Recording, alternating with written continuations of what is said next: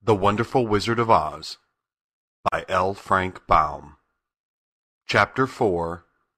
The Road Through the Forest.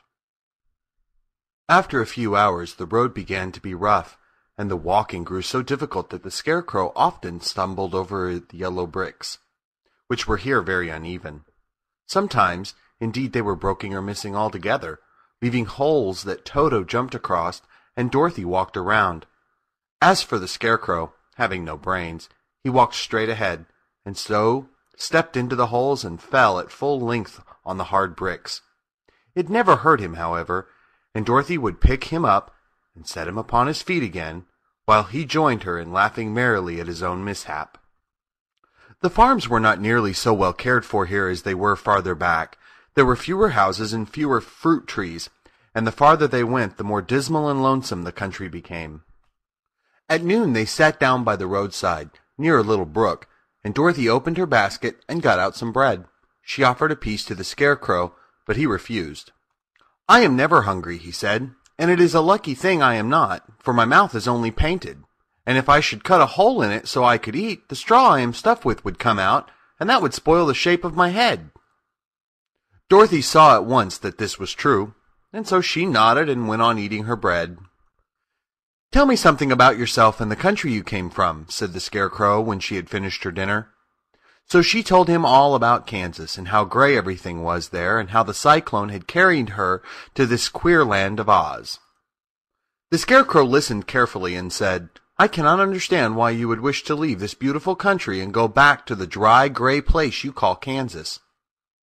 "That is because you have no brains," answered the girl. "No matter how dreary and gray our homes are, we people of flesh and blood would rather live there than in any other country. Be it ever so beautiful, there is no place like home." The Scarecrow sighed. "Of course I cannot understand it," he said. "If your heads were stuffed with straw, like mine, you would probably all live in the beautiful places, and then Kansas would have no people at all. It is fortunate for Kansas that you have brains." "Won't you tell me a story while we are resting?" asked the child.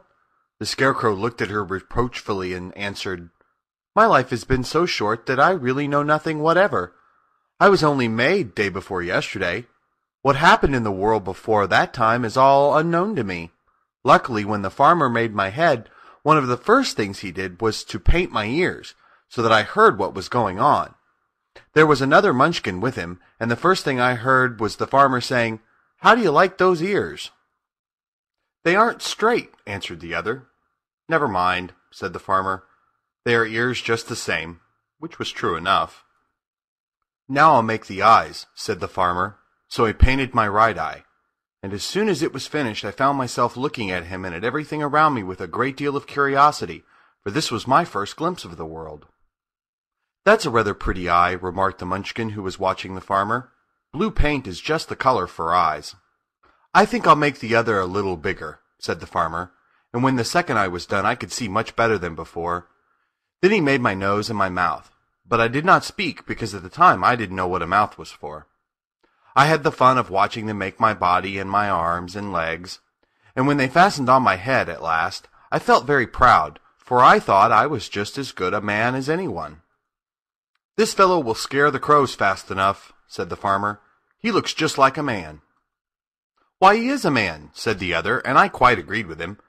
The farmer carried me under his arm to the cornfield and set me up on a tall stick where you found me. He and his friend soon after walked away and left me alone. I did not like to be deserted this way, so I tried to walk after them, but my feet would not touch the ground and I was forced to stay on that pole. It was a lonely life to lead, for I had nothing to think of, having been made such a short while before. Many crows and other birds flew into the cornfield, but as soon as they saw me they flew away again, thinking I was a Munchkin, and this pleased me and made me feel that I was quite an important person. By and by an old crow flew near me, and after looking at me carefully, he perched upon my shoulder and said, "I wonder if that farmer thought to fool me in this clumsy manner. Any crow of sense could see that you are only stuffed with straw." Then he hopped down at my feet and ate all the corn he wanted. The other birds, seeing he was not harmed by me, came to eat the corn too. So in a short time there was a great flock of them about me. I felt sad at this, for it showed I was not such a good Scarecrow after all. But the old crow comforted me, saying, "If you only had brains in your head, you would be as good a man as any of them, and a better man than some of them. Brains are the only things worth having in this world, no matter whether one is a crow or a man."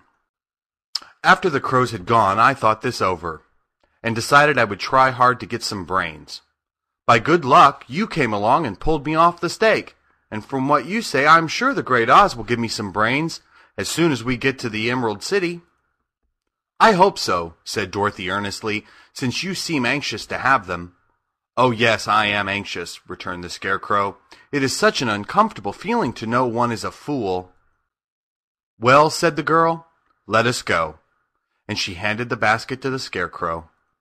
There were no fences at all by the roadside now, and the land was rough and untilled. Toward evening they came to a great forest, where the trees grew so big and close together that their branches met over the road of yellow brick.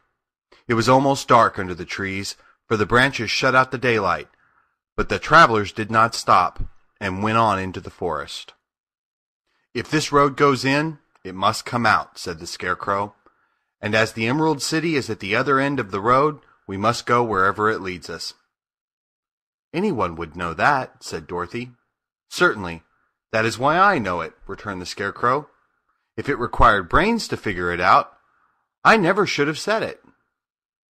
After an hour or so the light faded away, and they found themselves stumbling along in the darkness.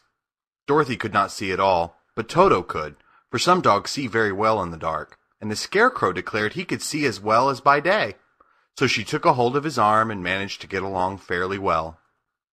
"If you see any houses, or any place where we can pass the night," she said, "you must tell me, for it is very uncomfortable walking in the dark."